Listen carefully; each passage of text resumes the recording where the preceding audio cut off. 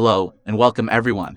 In this video, we are going to talk about the Celestials, who are all set to make their MCU debut in the upcoming Eternals movie. The Celestials are a race of enormous, enigmatic, nigh-omnipotent armored space gods who have a long history of meddling with Earth. They were created by Jack Kirby and first appeared in the Eternals issue 2 in 1976.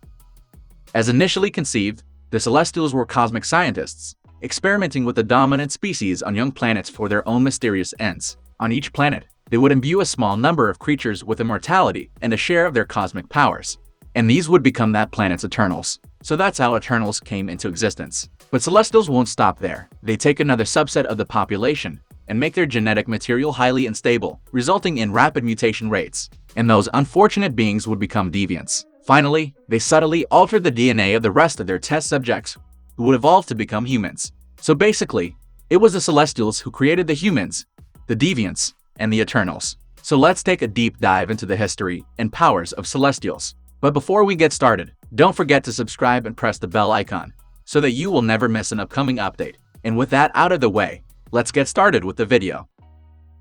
We have already seen a Celestial in the MCU in the first Guardians movie, and they were one of the first beings to wield an Infinity Stone. Well, Celestials were some of the first entities ever to come into existence. There are quite a few Celestials, but each Celestial has a specific function.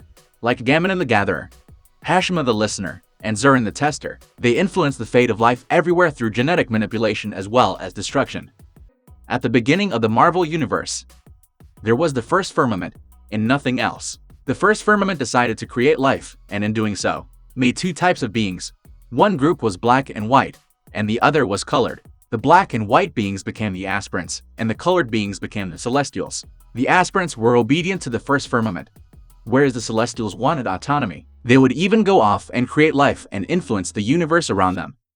Now that was something that aspirants despised about the Celestials, and thus it led to a full-blown war. The Celestial War was fought, and not only did the Celestials defeat the aspirants, but they also overthrew the first firmament. The firmament left the universe behind it, and went on to create what would later become the multiverse, allowing room for alternate realities and parallel worlds. Now let's have a look at their powers. The Celestials' powers in the comics allows them to control the creation and formation of matter. They possess immense cosmic power and can even create entire pocket universes. Considering they're basically immortal, they are extremely hard to kill, since most members of the species were created before the multiverse itself came into existence. They are just a step below the one above all and the living tribunal. The Celestials appear as silent, armored humanoids with an average height of 2,000 feet. They weigh an average of 260 tons. They are capable of feats such as reducing the Asgardian construct, known as the Destroyer to slag, moving planets at will, and creating and containing entire pocket universes. Reed Richards theorized that the Celestials' source of power was hyperspace itself, the source of all energy in the Marvel Universe. The characters are all almost invulnerable and have only been harmed in rare instances, before instantly regenerating. The Celestials, along with the Horde, answer to a being that goes by several names. This entity is referred to by some as the Fulcrum, and some call him the One Above All. Fulcrum created both the Celestials and the Horde. The Celestials were meant to create life and judge its progress, and the Horde is meant to destroy the life that is not fit to exist. Now the interesting thing here is, Celestials keep visiting a planet from time to time to check the progress of the life that they seeded, and each of these visits is called a host. So the first Celestial host came to Earth about 1 million years ago, resulting in the creation of the Eternals and Deviants, as well as what would later become the mutant gene. Celestials can destroy just as easily as they create. The second host resulted in the sinking of Atlantis. The third host fought the sky gods over rights to mess with humans. And when the final host arrived, the Avengers assembled to fight the Dark Celestials. And with the help from Eternals, they were able to save the planet.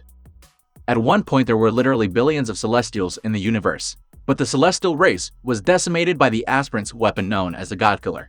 Eons later, the rest of the Celestials were eradicated from the galaxy by an enigmatic race that some call the Ivory Kings, which most people will know as the Beyonders. As the Beyonders went on a cosmic killing spree, not only did they kill the Celestials, they also destroyed the abstract entities Infinity, Eternity, and even the living tribunal. However, one Celestial was saved by the entity called the Queen of Nevers, and this Celestial was named One Above All. But don't confuse this One Above All Celestial with the true god of Marvel Omniverse, who also goes by the name of One Above All. And with that, we will bring this video to an end. Let me know your thoughts in the comments. Thanks for watching and see you in the next one.